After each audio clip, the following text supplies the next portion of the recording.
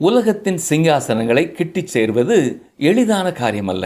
ஆனால் நம் தேவனுடைய சிங்காசன தண்டையில் யார் வேண்டுமானாலும் எப்பொழுது வேண்டுமானாலும் கிட்டிச் சேரலாம். அதற்கு எந்த முன் அனுமதியோ யாருடைய பரிந்துரையோ தேவையில்லை.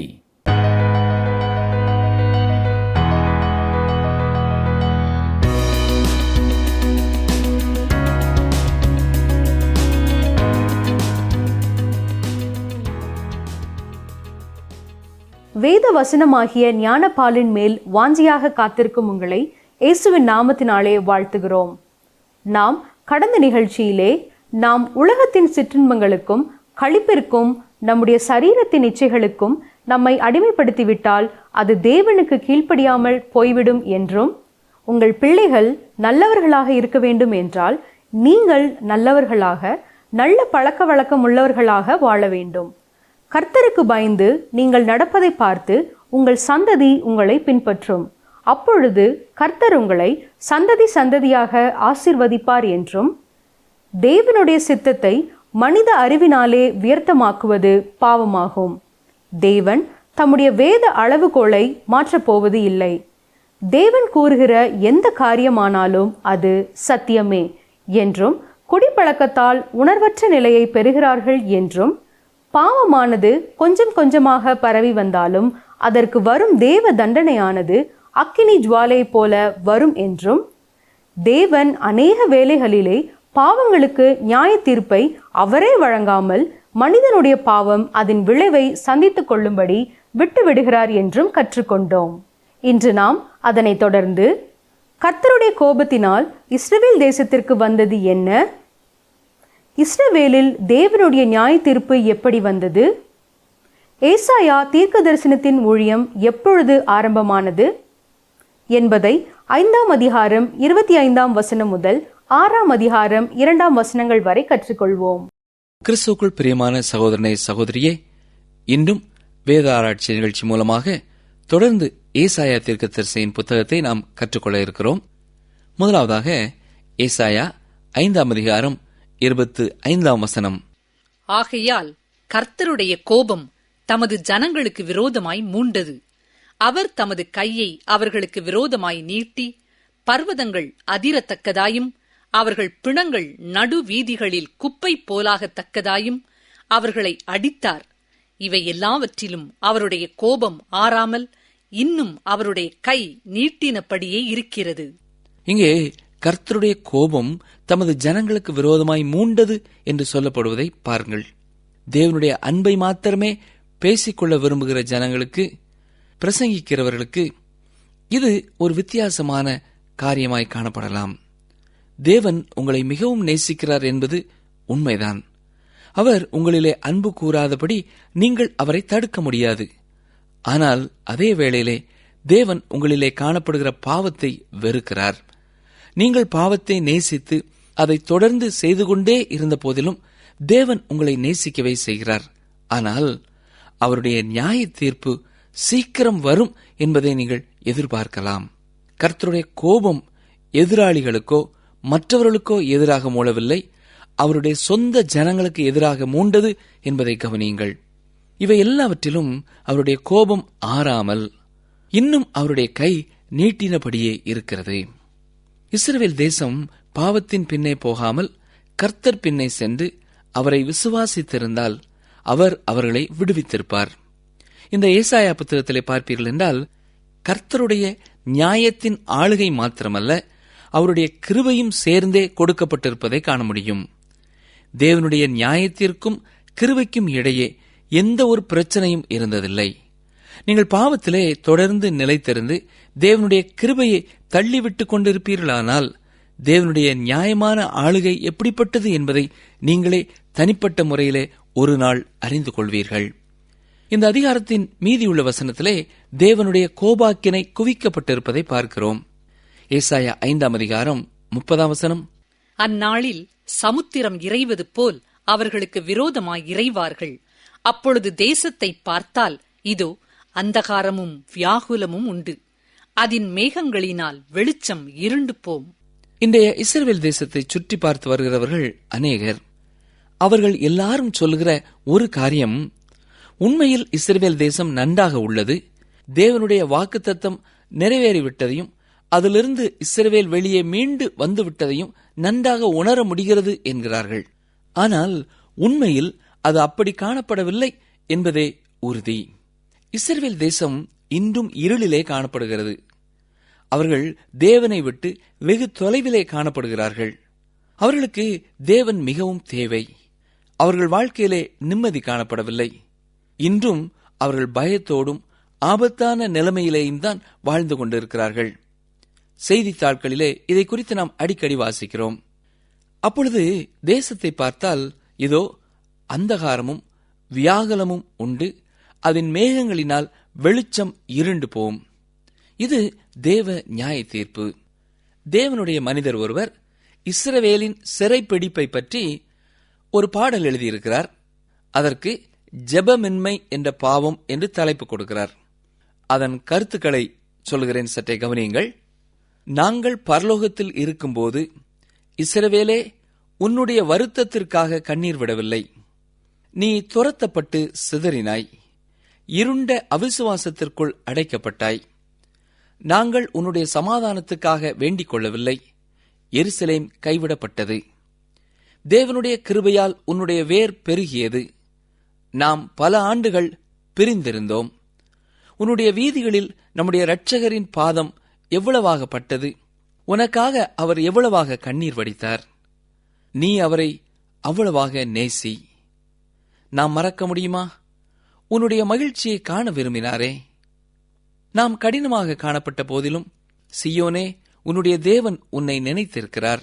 இரத்தத்தால் உன்னை கிரயத்திற்கு வாங்கின தேவன் உன்னை சுத்திகரிப்பதற்காக சீயோனே, உன்னுடைய தேவன் உன்னை நினைத்திருக்கிறார். அவர் நம்முடைய ஜெபமின்மை பாவத்தை அகற்றுவாராக என்று இந்த பாடலிலே எழுதப்பட்டிருக்கிறது.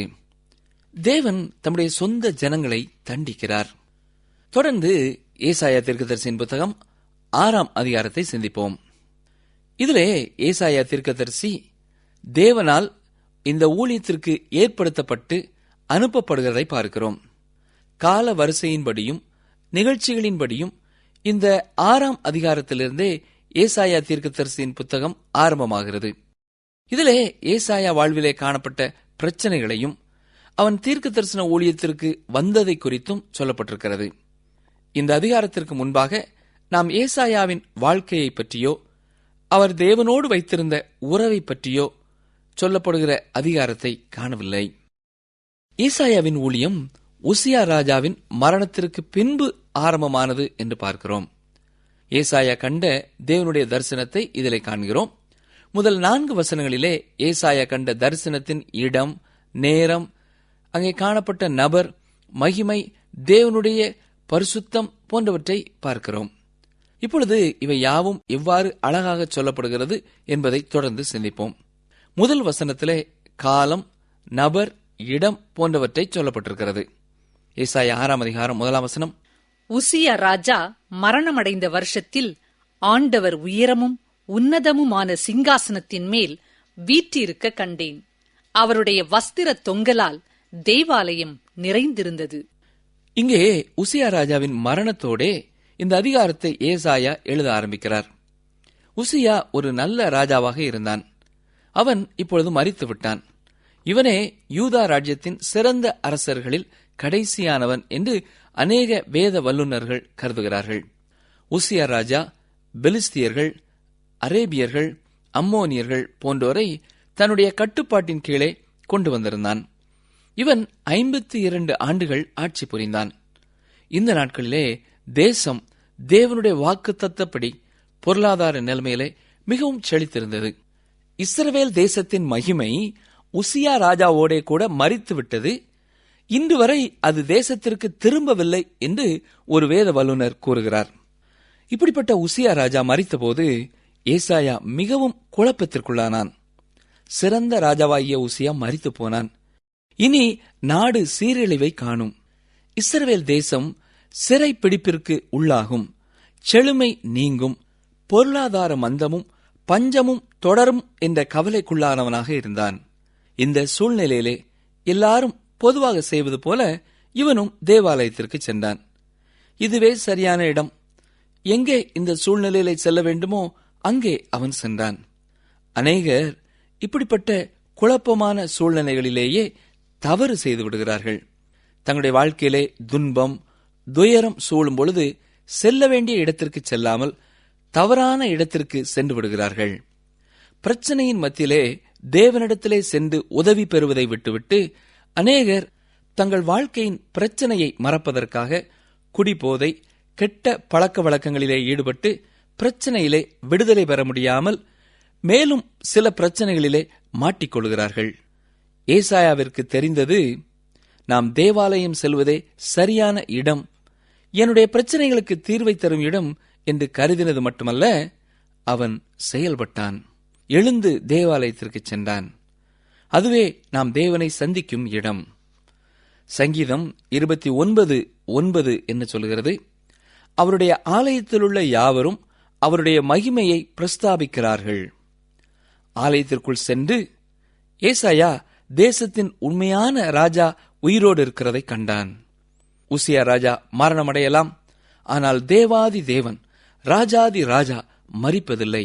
அவர் என்றென்றும் உயிரோடு இருக்கிறார். ஆண்டவர் உயரமும் உன்னதமுமான சிங்காசனத்தின் மேல் வீற்றிருக்க கண்டேன்.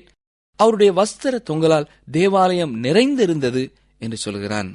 தேவன் சிங்காசனத்தின் மேல் வீற்றிருந்தார்.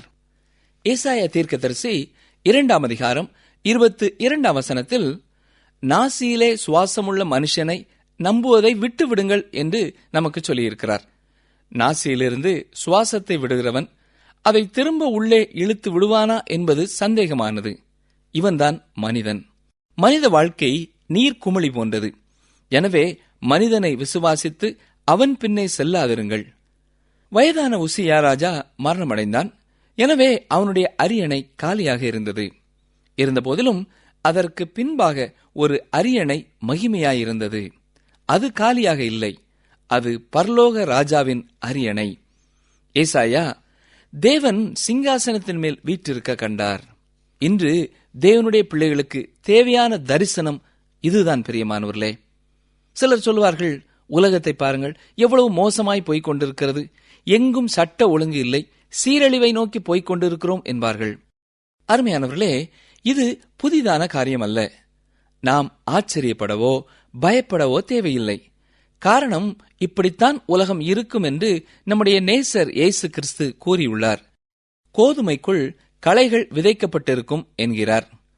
அவைகளை அறுப்பு மட்டும் வளர விட்டு விடுகிறார். எனவே உலகின் முடிவு வரை களைகள் காணப்படத்தான் செய்யும். நாம் செய்ய வேண்டியதென்ன? தேவனுடைய வார்த்தையை விதைக்க வேண்டியது, அவ்வளவுதான். கோதுமையை விதைக்க வேண்டும். அது ஒரு நாளிலே பலன் தரும்.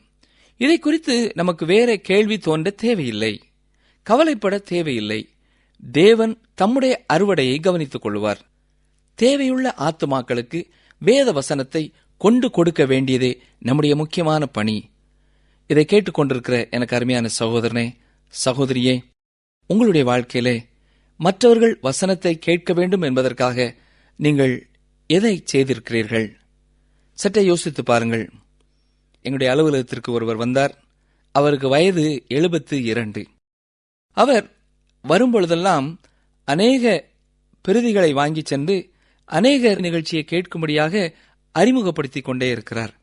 அது அவர் தன்னுடைய வாழ்க்கையிலே முக்கியமான பணியாக எடுத்துக்கொண்டேன் என்று சொல்லுகிறார். நாம் வாழ்கிற இந்த நாட்கள் பொல்லாதவைதான். ஆனால் முன்பு இருந்ததை விட இன்றைய நாட்களிலே வேதவசனம் அதிகம் விதைக்கப்படுகிறது என்பதை நீங்கள் அறிவீர்களா? வானொலி, தொலைக்காட்சி, கம்ப்யூட்டர், இன்னும் இதுபோன்ற சாதனங்கள் மூலமாக உலகின் பல பகுதிகளிலேயும் தேவனுடைய வசனம் வெகு விரைவாக விதைக்கப்படுகின்றன. களைகள் பெருகுவது உண்மைதான். ஆனால் அதே வேளையிலே கோதுமையும் அந்த அளவிற்கு விதைக்கப்படுகிறது என்பதும் உண்மை. தேவனுடைய வசனத்தை விதைப்பது என்பது எத்தனை பாக்கியமான ஒரு அனுபவம். ஏசாயா தீர்க்கதரிசி தேவாலயத்திற்குள்ளே சென்றபோது தேவன் அரியணையிலே அமர்ந்திருப்பதை கண்டார். நாமும் இதை அறிய வேண்டியது அவசியம்.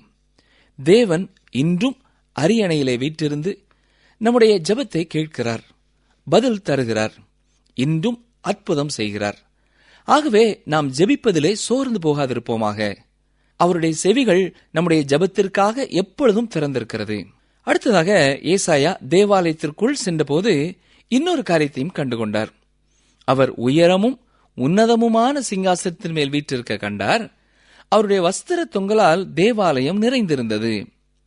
இந்த இரண்டாவது காரியத்தை நாமும் கண்டுகொள்ள வேண்டும். அவர் உயரமும் உன்னதமுமான நிலைமையிலே இருக்கிறார். அவர் பாவத்தோடு ஒத்துப்போகிறவர் அல்ல. அநேகர் இதை அறிகிறதில்லை. அவர் நம்முடைய பாவத்தை கண்டும் காணாமல் விட்டுவிடுவார் என்று நினைக்கிறார்கள். இல்லை பிரியமானவர்களே, அவர் நம்முடைய பாவத்தோடு ஒத்து போகிறார் என்று நினைக்கிறோம். ஆனால் அவர் உயரமும் உன்னதமுமான நிலைமையிலே இருக்கிறார். நம் தேவனுடைய சிங்காசனம் எப்படிப்பட்டது? நம் தேவனுடைய சிங்காசனம் மகிமையானது. ஆகவே நாம் அவருக்கு முன்பாக பணிந்து வணங்குவோம். நம்முடைய தேவனுடைய சிங்காசனம் ஆளுகை செய்கிறது. ஆகவே நாம் அவரின் குடிகளாக இருப்போமாக. அவருடைய சிங்காசனம் கிருபாசனமாக இருக்கிறது. ஆகவே நாம் தைரியமாக கிட்டிச் சேர்வோமாக. உலகத்தின் சிங்காசனங்களை நெருங்கிச் சேருவது பாமர ஏழை மக்களுக்கு முடியாத காரியம். ஆனால் நம் தேவனுடைய சிங்காசன தண்டையில் யார் வேண்டுமானாலும் எப்பொழுது வேண்டுமானாலும் கிட்டிச் சேரலாம். அதற்கு முன் அனுமதியோ எவருடைய பரிந்துரையோ தேவையில்லை. நாம் நேரடியாக சென்று ராஜாதி ராஜாவை பார்க்கலாம். அவர் நம்மை சந்திக்க ஆவலோடு காத்திருக்கிறார். இது எத்தனை மகிழ்ச்சியான செய்தி இல்லையா? நாம் அவரிடத்திலே வந்து அவருடைய ஆசீர்வாதத்தை பெற்றுக்கொள்ள அவருடைய அரண்மனை வாசல், பரலோக வாசல் எப்பொழுதும் திறந்தே இருக்கிறது. அடுத்து அவருடைய வஸ்திர தொங்கலால் தேவாலயம் நிறைந்திருக்கிறது என்று பார்க்கிறோம். அவருடைய பிரசன்னம் தேவாலயத்திலே விளங்குகிறது என்பதை இது காட்டுகிறது. தேவன் தம்முடைய பிரசன்னத்தினாலும் சபையில் செய்கிற கிரியைகளினாலும் வல்லமை வரங்களினாலும் அவர் தேவாலயத்தை அலங்கரிப்பார். தம்முடைய பிரசன்னத்தை வெளிப்படுத்துகிறார். நாம் தேவாலயம் செல்லும் பொழுது அவருடைய பிரசன்னத்தை நம் வாழ்க்கையிலே உணர்கிறோம். இப்பொழுது ஏசாயா 6:2 பாருங்கள். சேராபீன்கள் அவருக்கு மேலாக நின்றார்கள். அவர்களில் ஒவ்வொருவனுக்கும் அவ்வாறு செட்டைகள் இருந்தன. அவனவன் 2 செட்டைகளால் தன் தன் முகத்தை மூடி, 2 செட்டைகளால் தன் தன் கால்களை மூடி, 2 செட்டைகளால் பறந்து. இந்த சேராபீன்கள் தேவனுடைய சிங்காசனத்திற்கு மேலாக நின்றார்கள். இவைகளை பற்றி ஒரு சில குறிப்புகளே வேத புஸ்தகத்திலே காணப்படுகிறது. நாம் இதை பற்றி அவ்வளவு தெளிவாக வேதத்திலிருந்து அறிந்து கொள்ள இயலவில்லை. சேராப் என்ற வார்த்தைக்கு எரித்து விடுதல் என்பது அர்த்தமாகும். இது பாவ நிவாரண பலியோடும் நியாய தீர்ப்போடும் தொடர்புள்ள ஒரு வார்த்தை. அதே வேளையிலே சேராபீன்களுக்கும் கேராபீன்களுக்கும் வித்தியாசம் இருக்கிறது. சேராபீன்கள் பாவத்தை கண்டுபிடிக்கிறார்கள். கேராபீன்கள் தேவனுடைய பரிசுத்தத்தை காக்கிறவர்களாக இருக்கிறார்கள். இந்த கேராபீன்களையும் சேராபீன்களையும் பற்றிய குறிப்புகள் எசேக்கியேல் மற்றும் வெளிப்படுத்தின விசேஷத்திலே காணப்படுகின்றன. இவைகளை குறித்து சொல்லும் பொழுது ஜீவன்கள் என்று அங்கே சொல்லப்பட்டிருக்கிறதை நாம் பார்க்கலாம். ஏசாயாவின் தரிசனத்திலே சொல்லப்படுகின்ற சேராபீன்கள் தேவனுடைய பரிசுத்தத்தை காக்கிறவைகளாக இருக்கின்றன. அவர் உயரமும் உன்னதமுமான சிங்காசனத்திலே வீற்றிருந்தார். தேவன் தீமையோடு இணங்கி போகிறவர் அல்ல. அதற்காக நாம் தேவனை துதிப்போமாக. உங்கள் வாழ்க்கையிலேயும் என்னுடைய வாழ்க்கையிலேயும் காணப்படுகிற தீமையோடே அல்லது பாவத்தோடே அவர் இணங்கி செல்வதில்லை.